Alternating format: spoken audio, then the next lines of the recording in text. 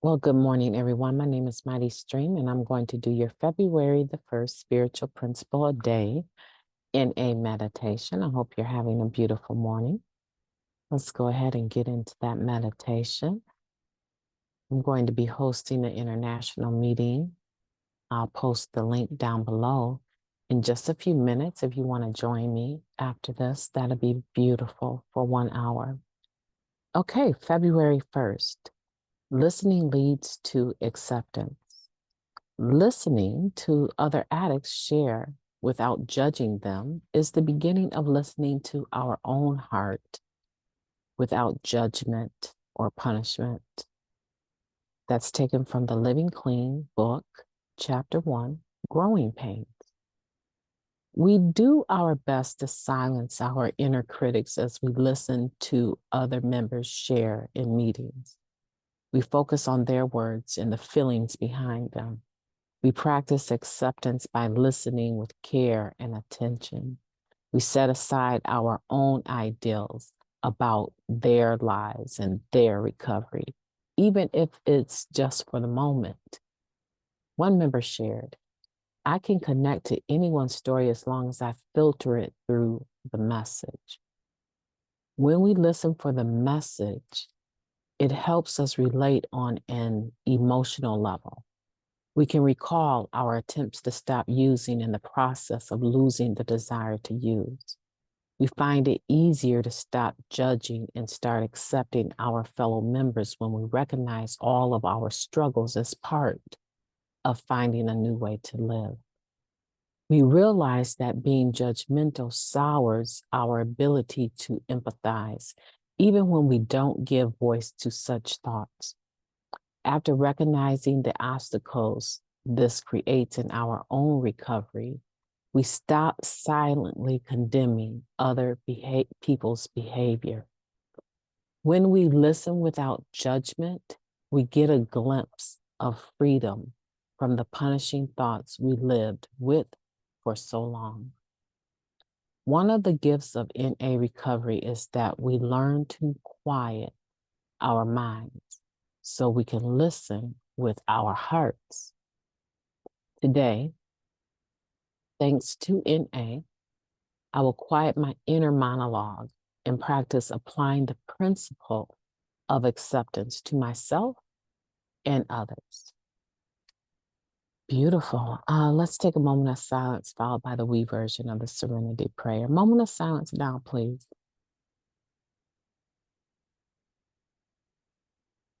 Thank you.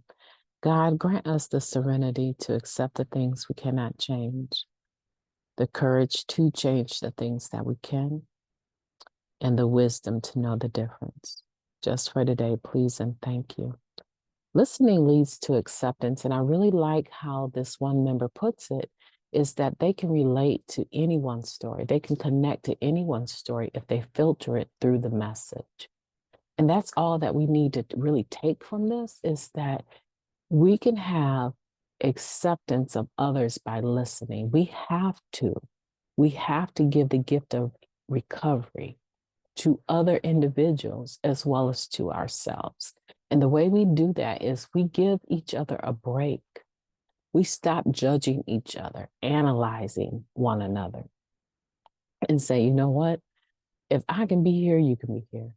Whatever your story is and however you need to phrase it or put it, that's fine. I don't need to be Miss Grammar in a, I don't need to police your share, right? Unless it's disruptive and it's hurting other people, right? So in that sense, someone needs to speak up, and it should be the chairperson.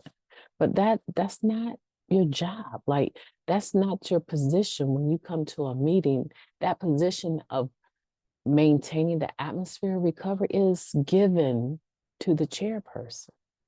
And hopefully they know enough how to go about that. Excuse me, that's inappropriate. That's very targeting. Let's take another moment of silence and give you another opportunity to finish, right? And eventually they figure out, yeah, you can't go around calling people out in the meeting and sorting out your, mess with other members in your shares. That's not conducive to the atmosphere of recovery, that's the only time where you should really even have an issue with how someone is sharing, is if it's targeting and hurting someone. Other than that, the message is you're saving peace here to be able to. There's this one guy that comes to our meetings, older gentleman. He always closes his eyes. Every time he sits down at the table. He hardly ever sits on the wall. He sits down at the table and he immediately closes his eyes. And you'll peek over at him and his eyes be closed halfway through the meeting. His eyes are still closed because he's listening for the message. And he doesn't want to confuse the lens of his eyes, what he sees, with what he hears. I challenge you to do that. It works. It causes us to quiet our minds and to listen with our hearts. Close your eyes, stop watching the messenger, close your eyes, and listen for the message. I got to get going, guys. I got to get into this international and host it here in 20 minutes. Join me if you can. I would love to see you there. Raise your hand. That would be fabulous. Share your experience, strength, and hope with other addicts from all over the world. All over the world. And then you get to develop relationships. If you come up on camera, you can send your number, to the host, to me. And if they're up on camera, you can exchange numbers with people from all over the world that use WhatsApp and all these other things to communicate, but you can really develop and broaden your base at that particular meeting. So I encourage you to give it a try. It's 24/7. It never goes off.